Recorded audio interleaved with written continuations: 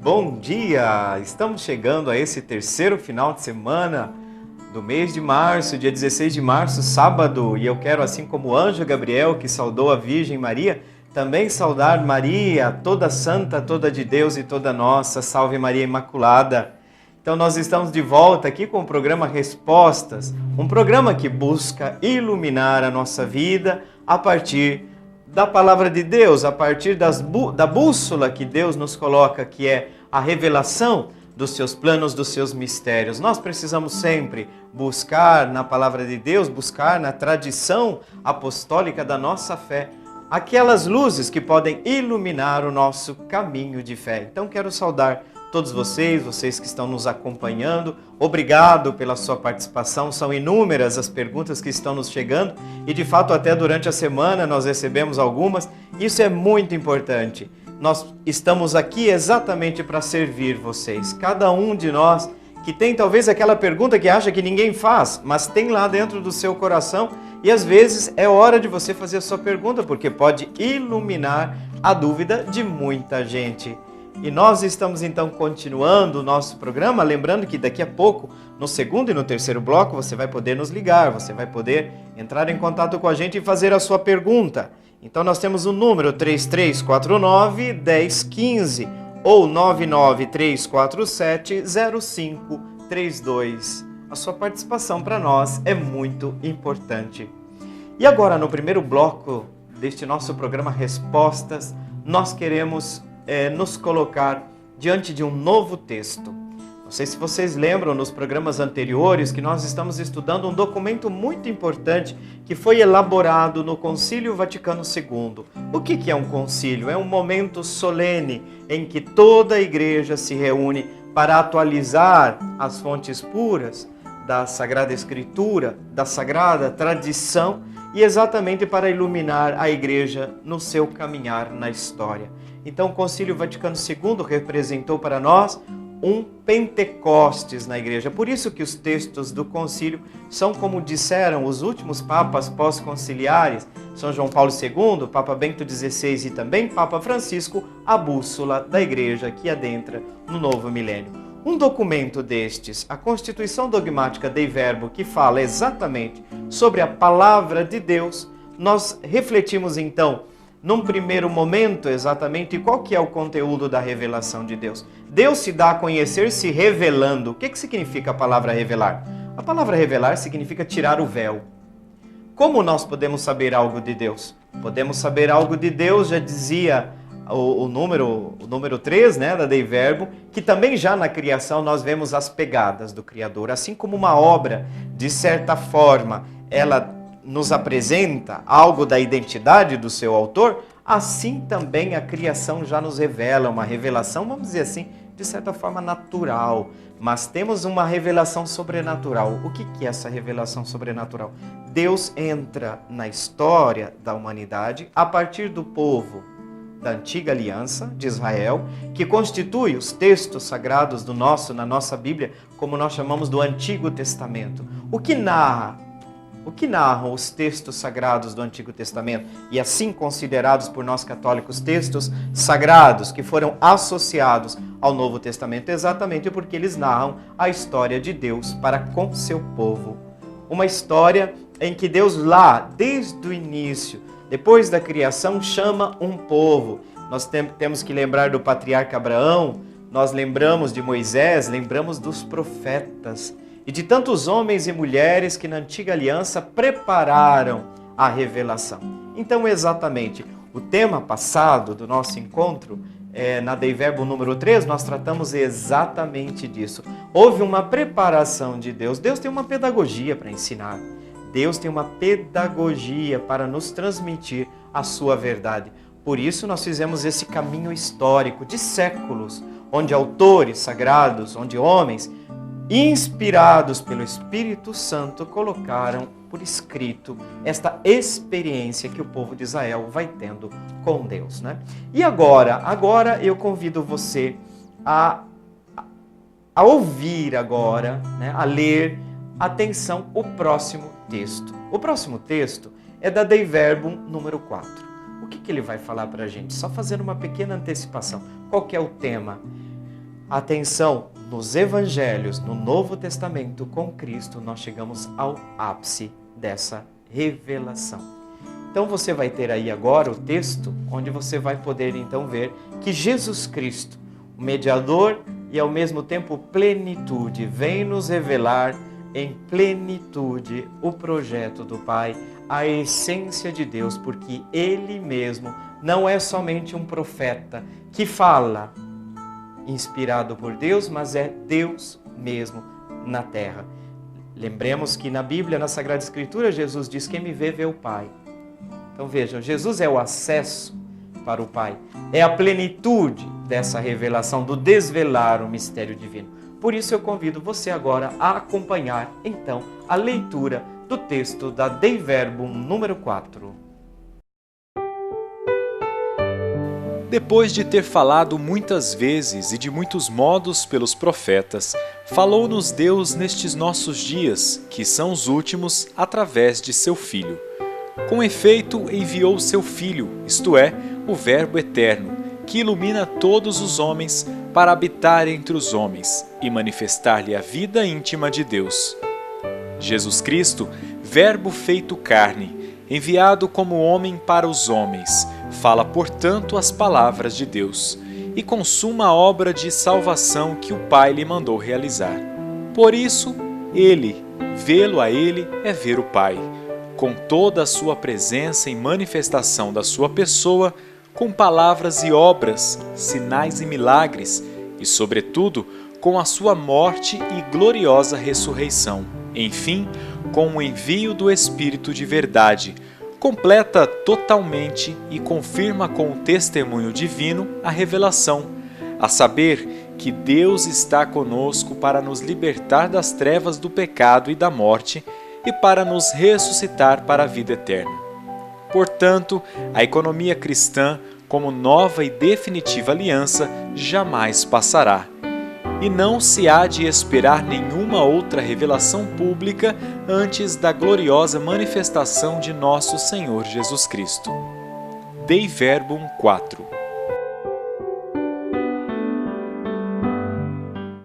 Você teve contato agora com um texto muito importante. Por que exatamente é importante esse texto? Porque ele fala das fontes onde nós buscamos o conteúdo da revelação divina.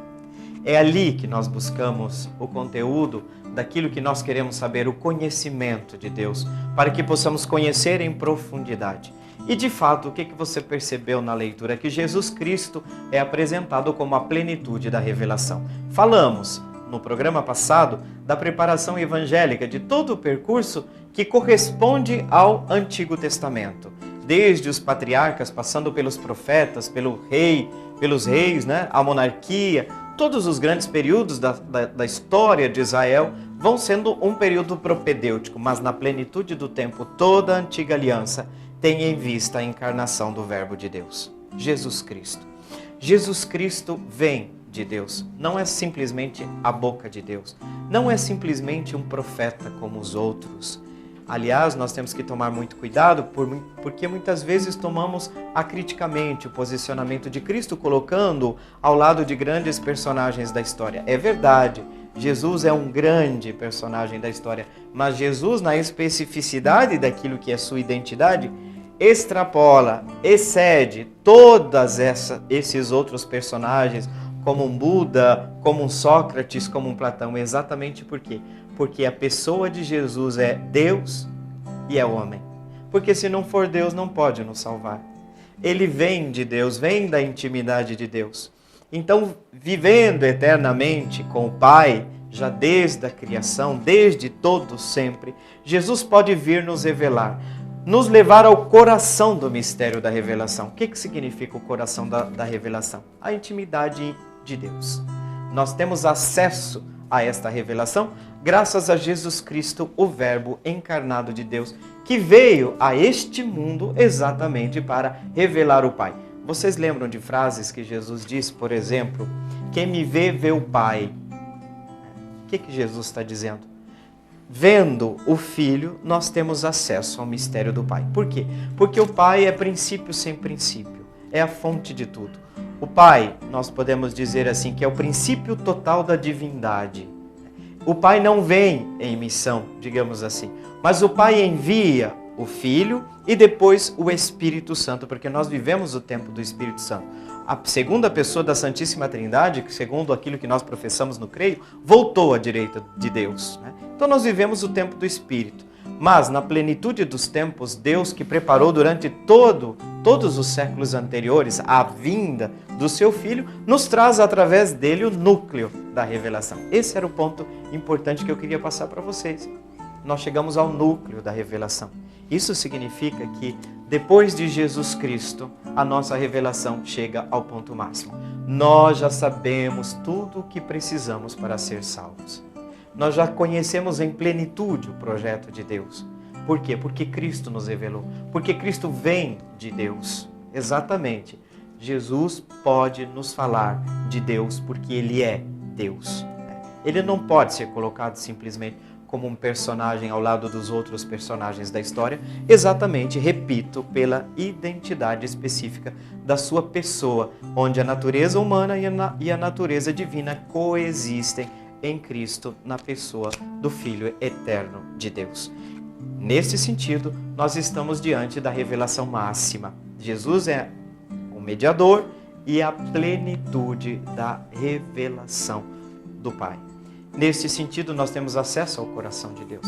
Nós temos acesso à intimidade de Deus e podemos dizer que nenhuma outra revelação pode entrar em contradição com esta revelação. Nenhuma outra revelação pessoal será superior a esta revelação, porque Jesus é o Cristo. Jesus de Nazaré, verdadeiro homem, é o Cristo, é o ungido de Deus, é o enviado do Pai. E através dos evangelhos nós estamos no coração da Sagrada Escritura. É verdade, toda a Sagrada Escritura é inspirada, toda ela é importante, mas nos evangelhos nós temos acesso ao coração da Sagrada Escritura. Tanto que agora eu gostaria que você estivesse bem atento quando você vai ler o Antigo Testamento. Toma muito cuidado que o Antigo Testamento, para ir ao Antigo Testamento, vocês estão vendo que eu uso óculos, né? Pois é, nós precisamos colocar um óculos para ir ler o Antigo Testamento. Porque às vezes, ali a imagem de Deus, às vezes ela vem expressa também de acordo com a cultura da pessoa que escreveu.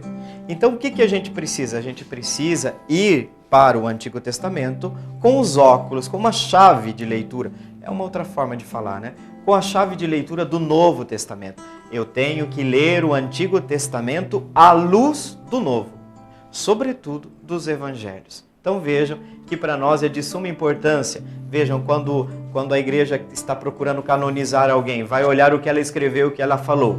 Se ela disse algo que está em contradição com o conteúdo central do depósito da fé, que está presente nos Evangelhos, na Sagrada Escritura e na sagrada tradição da nossa fé, este escrito não é aceito. Não se pode declarar a santidade dessa pessoa. Por quê? Porque ela está dizendo algo em contradição, em oposição ao texto revelado. Isso é uma coisa muito importante que nós tenhamos na nossa mente.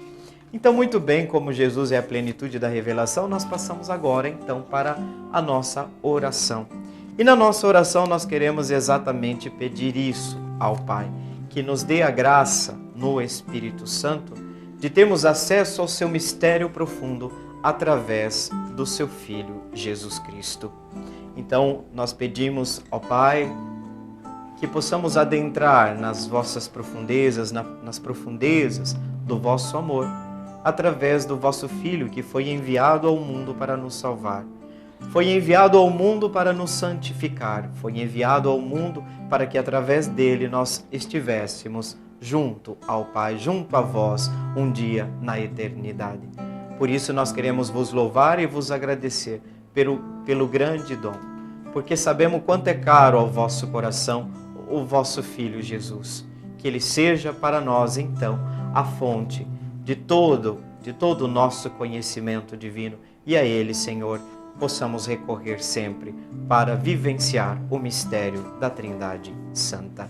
Louvado seja nosso Senhor Jesus Cristo, para sempre seja louvado.